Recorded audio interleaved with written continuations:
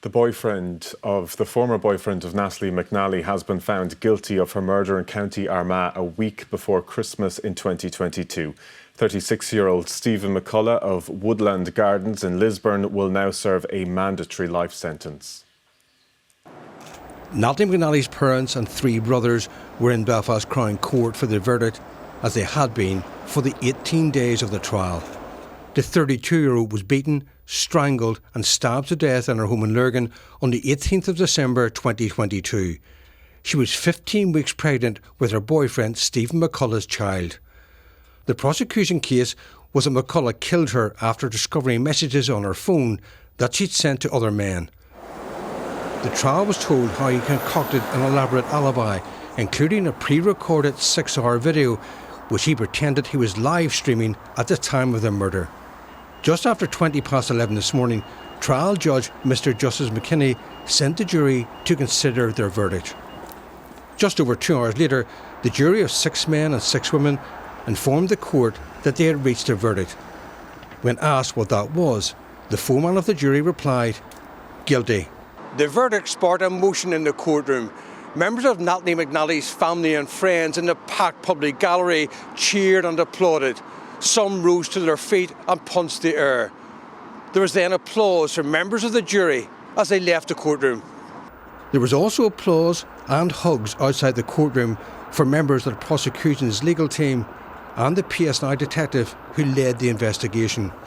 Speaking afterwards, 2 of Natalie's brothers said she had received justice. Finally, Natalie, you were an inspirational person. Having you in our lives was the greatest joy we'll ever have. You would have been an amazing mother to baby Dean. We will love you forever, and we hope you can now rest easy. I just want to thank everyone in the PSNI, the PPS, the barristers that worked so hard on the case. Thank you to the Victim Support Unit who have helped us through this awful journey. Stephen McCullagh has spent just over 3 years in prison on remand. He'll now receive a mandatory life sentence, with the minimum tariff to be set at a future hearing. Well, during 18 days of evidence, the jury at Belfast Crown Court heard Natalie McNally was considering breaking up with Stephen McCullagh. Our northern correspondent Conor McCullagh has been looking at how her killer's alibi unravelled. Captured on this video doorbell, the grainy footage shows Stephen McCullagh moments after he'd murdered his girlfriend, Natalie McNally, in Lurgan. The 32-year-old was 15 weeks pregnant with his son, but he'd discovered she wasn't committed to the relationship and had been messaging other men. Spurred on by a cold fury, he'd hatched a complex plan to get away with murder. The week before Christmas 2022, the night of the World Cup final, he got on a bus near his home in Lisburn. Having emerged from the bus, Stephen McCullagh then walked to Natalie McNally's house. He tried to disguise his identity while on the bus. As he made his way through the town, he was picked up on CCTV a number of times. It took him 32 minutes to get from here to Natalie McNally's house. He had a long time to think about what he was going to do. Hey, and we're live. Hello, everyone. He still needed an alibi, though, and this was it. Days earlier, he'd recorded a 6-hour video of himself gaming. He published it to his YouTube channel at 6 p.m. on Sunday the 18th of December, presenting it as a live event.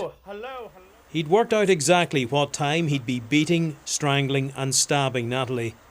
At that precise moment in the supposed live stream, he'd inserted a poster for the No Time to Die movie, a cruel and knowing acknowledgement of his murderous act. An obvious suspect, he'd been arrested, then released by police. But as investigative work continued, suspicion fell on him again. This was a premeditated and carefully planned murder. Stephen McCullagh had gone to a lot of trouble to cover his tracks. But there was one major flaw. Having murdered Natalie McNally, he then got a taxi back here to the street where he lived. Now, he paid cash in an attempt not to leave any digital footprint, but tracking data from the taxi company showed that the taxi had pulled up here outside his door and he had gone into the house. He'd planned to get the train back, but missed the last service. He needed to take the cab home because he hadn't the price of it in cash. He'd consistently blamed Natalie's ex-boyfriend for the killing. McCullagh tried to present this taxi run as an attempt by that man to frame him for the murder. The jury didn't buy it. The police had now established that the live stream had been pre-recorded. The net had closed. We learned late in the trial that Natalie McNally had logged on to YouTube that night to watch what she thought was her boyfriend live streaming. By then, he was well on the way to her house to carry out her murder. Conor McCullagh, RT News, Belfast. Well, let's speak to our Northern editor, Vincent Kearney, now, who's standing by. So, Vincent, having been found guilty, what happens next? Well, Sharon, as you say, we know now that Stephen McCullagh will serve a mandatory life sentence. We don't yet know the minimum number of years he will have to spend in prison before even being considered for parole. When setting that tariff, the judge will consider a number of aggravating factors in this case. They include the high level of planning and premeditation involved, including the efforts he went to concoct that false alibi and to cover his tracks. There is, of course, also the destruction of Natalie McNally's unborn child. She was 15 weeks pregnant. We heard today from her family. She was pregnant with a baby boy who she wanted to call Dean. And then there's a cruel deception of her family in the days after her killing, when Steve McCullagh went to the family home to the wake, including on Christmas Day. At one point, Sharon, I arranged to speak to her parents just a few days after she was killed. When I arrived at the house, as I walked in, Steve McCullagh walked past me as he went into the garden to have a cigarette. Her parents told me then he spent a lot of time with them.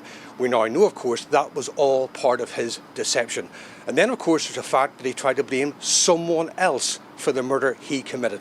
So the judge will consider all of those factors before setting a minimum tariff. Now, the defence team today say they want a number of reports to be submitted to the court before sentence is imposed, and we expect that to happen sometime in late May.